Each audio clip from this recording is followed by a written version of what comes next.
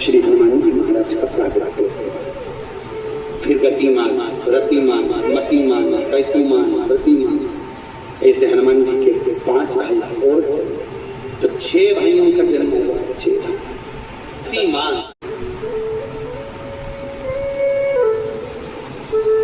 हनुमान जी के एक भाई का नाम है गतिमान।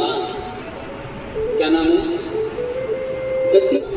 तो उसमें हनुमान जी के भाई गतिमान का व्याख्यान लिखा हुआ। अगर कोई व्यापार, व्यवसाय या कोई गाड़ी या कोई फैक्ट्री, जो लोहे का काम करने वाले हैं, जिनकी फैक्ट्रियां चल रही हो, वाहन का कोई गाड़ी लाके एक्सीडेंट हो जाता है, कोई पकड़ लेता है, कोई चक्कर आ जाता है, कुछ ना कुछ प्रॉब्लम, अगर लोहे से जुड़ी हुई फैक्ट्री हो, व्यापार हो, व्यवसाय हो, गाड़ी हो, घोड़ा हो, उसमें तकलीफ आ रही हो, तो किसी भी 14 के दिन, किसी भी 14 के दिन, चाहे पूर्णिमा की हो चाहे अमावस्या की, हनुमान जी महाराज के उल्टे पांव का सिंदूर लाकर गाड़ी पर या फैक्ट्री पर स्वस्तिक बना दिया जाए और गतिमान का नाम लेकर बनाया जाए, तो उस फैक्ट्री में कभी तकलीफ नहीं आ सकती, उसमें उन्नति ही बढ़ेगी।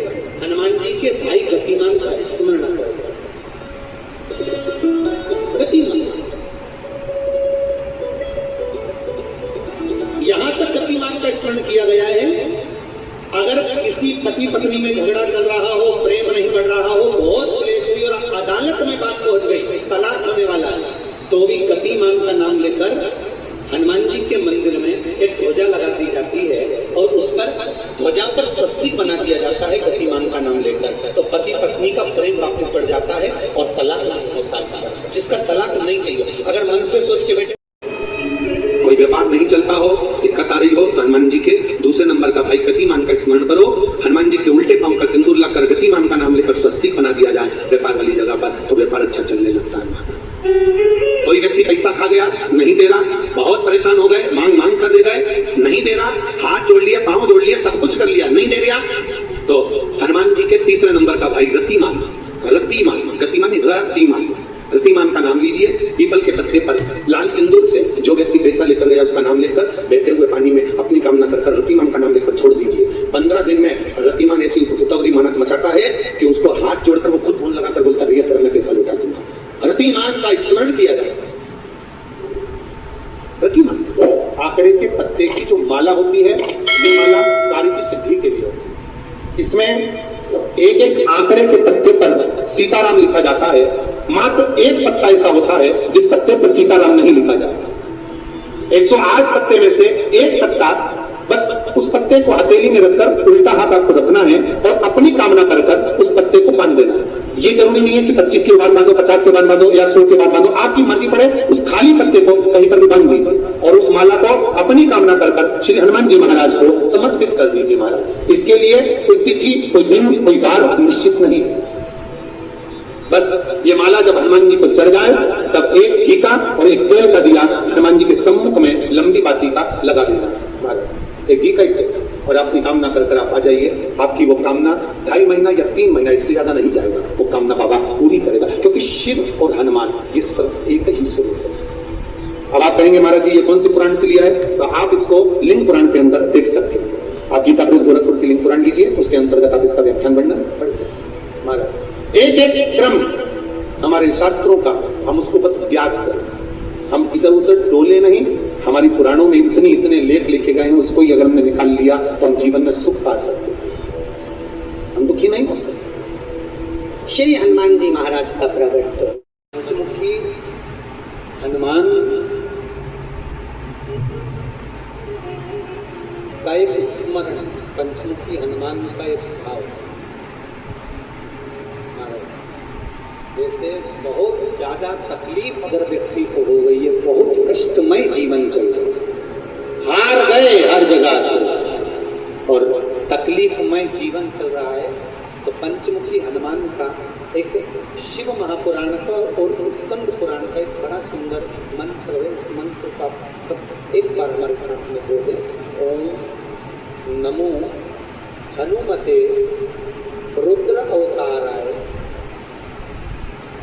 सर्व शत्रु संहारणाय सर्व रोग हराय सर्व वशीकरणाय रामदूताय स्वाहा।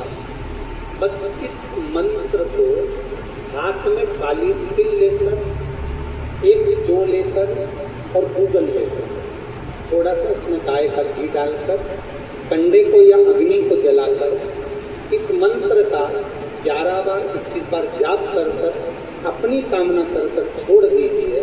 कैसा भी रोग हो, बीमारी हो, कष्ट हो, दुख हो, तकलीफ हो, 21 दिन के अंदर वो आनंद आना प्रारंभ कर देता है। इस मंत्र, स्कंद पुराण का, शिव महापुराण का ये मंत्र मूल पंचमुखी है।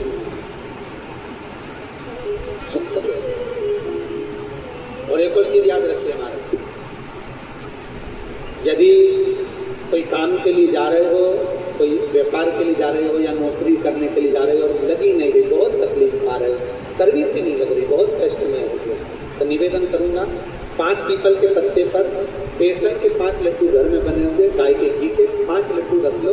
उस लड्डू के बीचों बीच एक आटे का दिया और उसमें तिल्ली का तेल डालकर इसी मंत्र का प्रयोग कर पंचमुखी हनुमान का किसी भी हनुमान के मंदिर में जाकर, दक्षिण मुखी हनुमान के मंदिर में जाकर उसको रखता रह जाइए। इसके बाद आप काम के लिए जाइए, आपका काम सफल हो जाएगा। आपको किसी को नहीं कहना पड़ेगा कि हाथ जोड़ना नहीं पड़ेगा, किसी के पाँव नहीं पड़ना पड़ेगा, तुरंत काम है।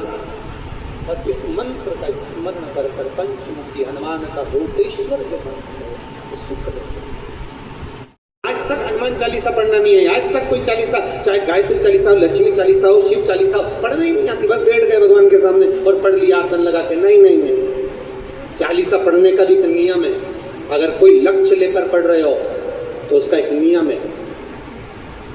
पूरी जिंदगी पढ़ते रहोगे तो भगवान की प्राप्ति नहीं है, पर लक्ष्य लेकर अगर पढ़ा है, आसन से जिस भगवान की चालीसा पढ़ रहे हो उसकी मूर्ति या उसका फोटो आपके सामने होना चाहिए। एक घी का दिया, अगर हनुमान चालीसा पढ़ रहे हो तो या तो घी का दिया जलाओ, वो भी गाय के घी का हो, भैंस के घी का मत जलाना। हनुमान जी कभी प्रकट नहीं होंगे भैंस के घी का दिया लगाइए अगर चालीसा का पाठ कर रहे हो हनुमान जी का। और बहुत ज़्यादा संकट है, बहुत ज़्यादा परेशानी है तो हनुमान चालीसा का पाठ करो तो तिल्ली के तेल का दिया लगाओ, काली तिल के तेल का दिया, तिल का तेल हनुमान जी के सामने आसन बिछाकर। बहुत तकलीफ है तो 3 पाठ प्रतिदिन करो और एक आसन से जितने समय 9 बजे अगर आप बैठते हो पाठ करने तो 9 बजे ही बैठना। 11 दिन तक प्रतिदिन 3 पाठ रोज करो। एक पानी का लोटा, कलश, तांबे का जल अर्थात तांबे का लोटा हो, स्टील का लोटा हो, तुम्हारे पास जो कलश हो उसमें जल भरकर, एक सिक्का उसमें पटक कर, एक लौंग पटक कर प्लेट से ढक कर रख दो और प्रतिदिन बस टाइम पर बैठ कर पाठ करो।